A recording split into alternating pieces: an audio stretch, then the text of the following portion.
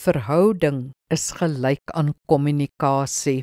Jakobus 1 verse 19 en 20 sê: Let op, my geliefde broers, elke mens moet flink wees om te luister, stadig om te praat, stadig om kwaad te word. Want die woede van 'n mens bewerk nie geregtigheid voor God nie.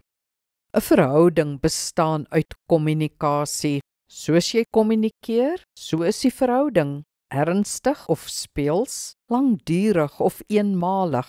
As daar geen kommunikasie is nie, is daar ook geen verhouding nie.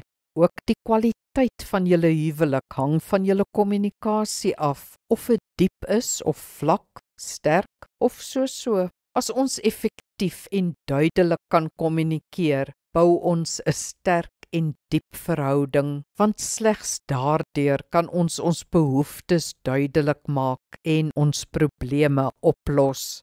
Goeie kommunikasie is fundamenteel vir 'n goeie huwelik. Slegte kommunikasie aan die ander kant beskryf 'n slegte verhouding.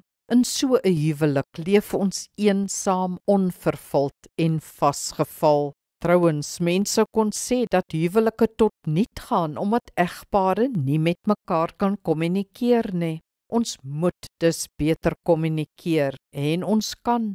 Onthou, kommunikasie is 'n aangeleerde vaardigheid. Enige een kan beter kommunikasie aanleer.